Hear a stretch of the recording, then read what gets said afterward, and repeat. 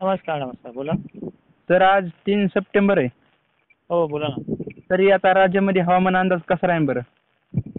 आजची कंडिशन वाऱ्यामुळे थोडी लो आहे. म्हणजे पावसाचा जो जोर आहे तो कमी प्रमाणात राहील.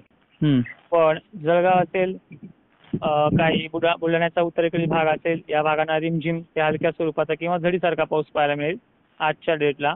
हं. आणि लातूरमध्ये सुद्धा दक्षिण भाग जो आहे, निलंगा वगैरे साईड, लोहारा, खुर्द, धाराशिवची साईड, सोलापूरची अक्कलकोट साईड, एक झडीचं स्वरूप पाहायला मिळेल आजच्या डेटला.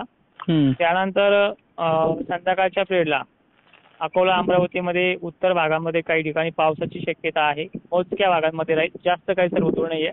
वातावरण मात्र सर्वदूर पाहायला मिळेल.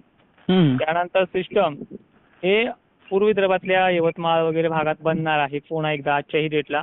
त्यामुळे इकडच्या भागामध्ये पावसाचा सिस्टम आहेच, नाही म्हणता येणार नाहीये. हं. अमरावतीमध्ये बऱ्याच ठिकाणी जोर राहू शकतो. चंद्रपूरला देखील मेघगर्जनेचे प्रकार संध्याकाळच्या वेळेला घडू शकतात.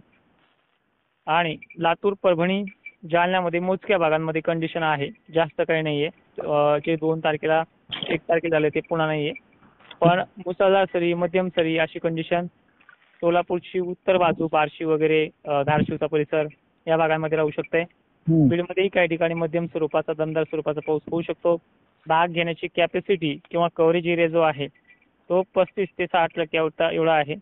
हं. राऊंड एरिया म्हणजे सर्व दूर नाही, वातावरण सर्व दूर आहे. 100% वातावरण राहणार आहे. हां. वारे थंड सुटणार आहेत, जोराने वाहतील, त्यामुळे पावसाची सिस्टीम जरी कमकुवत आहे. हं. आणि उद्याची सिस्टीम जर बघायला गेलं, या सिस्टीममध्ये पश्चिम महाराष्ट्रात सकाळच्या वेळेला जवळपास 10-12च्या टायमिंगला ऊन पडणार आहे. हं. गरमी थोडी वाढू शकते, पण एवढीही गरमी नाही. आणि नंतर लातूर, नांदेड, अकोला, वाशिमच्या परिसरामध्ये काही ठिकाणी, देऊळगावच्या भोकरदन परिसरात काही ठिकाणी पावसाची शक्यता आहे.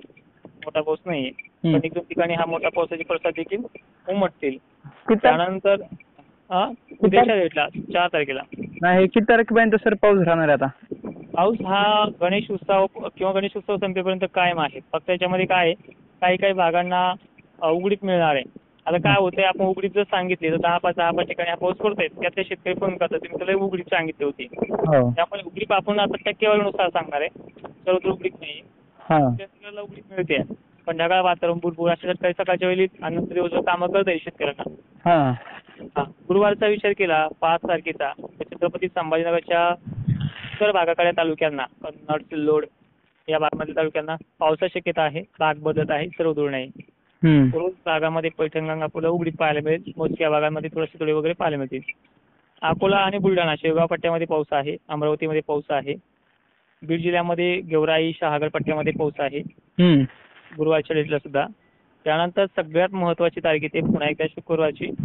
या डेटला छत्रपती संभाजीनगर, नाशिक परिसर, जालन्यातला मोजका भाग या भागामध्ये पावसाची शक्यता आहे.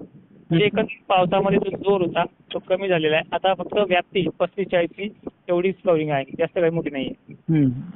ते हो सर, आमच्याकडे पण बघा 1 तारखेपासून पावसाला लय सुरुवात झाली. हो ना, मी व्हिडिओ दिले होते आणि मॅसेज पण दिले होते शेतकरी मित्रांना. आणि अजूनही ज्यांना असं भीती वाटते जास्त पावसाची, त्यांनी कधीही कोणत्याही टायमिंगला आभाळ दिसत असेल का असेल किंवा सकाळची असलं वेळ जर तुम्ही आपलं ते तोडकर हवामानअंदाज.com जरी ओपन करून पाहिलं, कारण की लाईव्ह खूप मोठा असतो, शेतकऱ्यांना बघायला कंटाळा येतोय. पण एक मॅसेज दिलेला असतो तोडकर हवामान अंदाज ह्या वेबसाईट होती, मराठी भाषेमध्ये मॅसेज आहे. सविस्तर वाचायचा, कुठे वेळ आला तर दिलाय, कुठं भीती आहे. ठीक आहे. अजून पण आमच्याकडे आता सध्या पावसाला सुरुवात आहे बघा. हो, चालू आहे तुमच्याकडे पाऊस रिमझिम स्वरूपाचा, पण तो सर्व दूर नाही. आता 35-20-25 वारे पण सुटणार थोडी मग थंड प्रकारचे.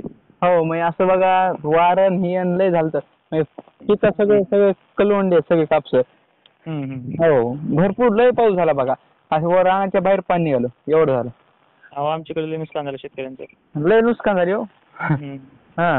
आमच्याकडं जवळपास घनसावंगी, अंबंठा या दोन्ही तालुक्यांचं लय नुकसान झालं. मग व्यापाऱ्यांचं नुकसान झालं, शेतकऱ्यांचं झालंय.